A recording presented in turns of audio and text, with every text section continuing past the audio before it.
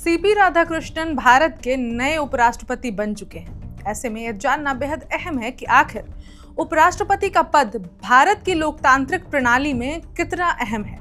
उपराष्ट्रपति के पास इस पद के साथ साथ और क्या क्या जिम्मेदारियां होती हैं। सीपी राधाकृष्णन पद संभालने के बाद किन सुविधाओं के हकदार होंगे, इसके अलावा उनका वेतन क्या होगा, ये सब कुछ जानेंगे हम आज के इस खबर में। नमस्कार, मैं ऋचा पराशर और आप देख रहे हैं वन इंडिया हिंदी। भारत के उपराष्ट्रपति का पद देश का दूसरा सर्वोच्च संवैधानिक पद है। उनका कार्यकाल 5 साल का होता है। उपराष्ट्रपति के पास संसद के उच्च सदन राज्यसभा की भी जिम्मेदारी होती है। वे राज्यसभा के पदेन सभापति भी होते हैं। उपराष्ट्रपति के पास क्या क्या जिम्मेदारियां, शक्तियां। राज्यसभा के सभापति के तौर पर उपराष्ट्रपति सदन में संविधान की व्याख्या और सदन से जुड़े नियमों की व्याख्या करने वाले अंतिम प्राधिकारी हैं। सभापति ही फैसला करते हैं कि राज्यसभा का कोई सदस्य दल बदल के तहत अयोग्य घोषित होंगे या नहीं। संसदीय लोकतंत्र में यह शक्तियां उपराष्ट्रपति को अलग बोर्ड पर चिन्हित करती हैं।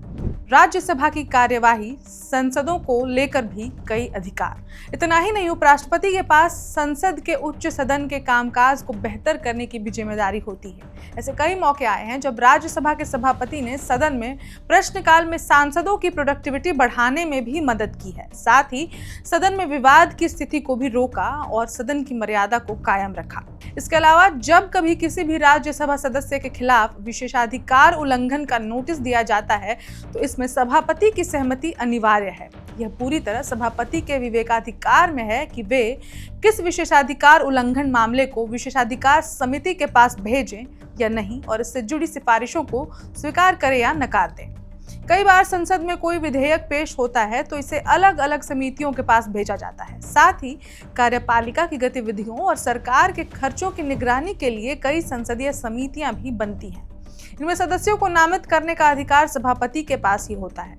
वे समितियों के अध्यक्ष नियुक्त कर सकते हैं और उन्हें निर्देश जारी कर सकते हैं। इसके अलावा भी उपराष्ट्रपति के पास और भी कई जिम्मेदारियां हैं। उपराष्ट्रपति राज्यसभा के सदस्यों को अलग अलग निकायों में नामित कर सकते हैं, जैसे हज समिति, संवैधानिक एवं संसदीय अध्यक्ष इत्यादि। इसके अलावा वे उस 3 सदस्यीय समिति का भी हिस्सा होते हैं जो प्रेस काउंसिल ऑफ इंडिया के अध्यक्ष को नामित करती है।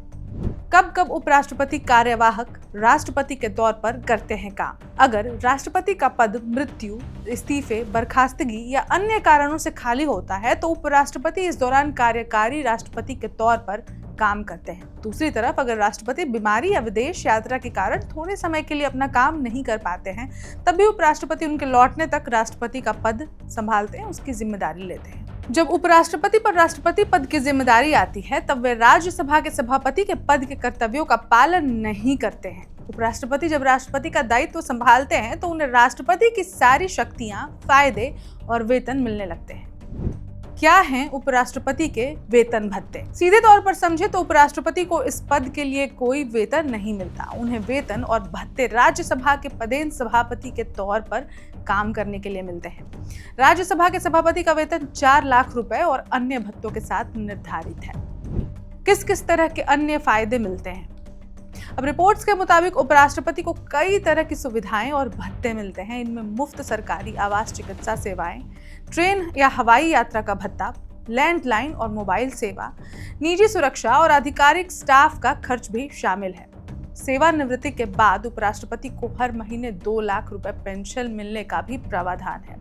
इसके अलावा उन्हें एक टाइप 8 बंगला और स्टाफ सपोर्ट भी दिया जाता है। इसके अलावा उन्हें निजी सचिव, अतिरिक्त सचिव, निजी सहायक, एक डॉक्टर, नर्सिंग अफसर और 4 अटेंडेंट की सुविधा भी मिलती है। इतना ही नहीं, उपराष्ट्रपति के निधन की स्थिति में उनकी पत्नी को आजीवन टाइप 7 घर मिलता है। अब इस खबर में इतना ही, लेकिन आपको हमारी एक खास रिपोर्ट कैसी लगी हमें कमेंट करके जरूर बताएं और देश दुनिया की बाकी खबरों के लिए देखते रहे वन इंडिया हिंदी। नमस्कार। Subscribe to One India and never miss an update. Download the One India app now.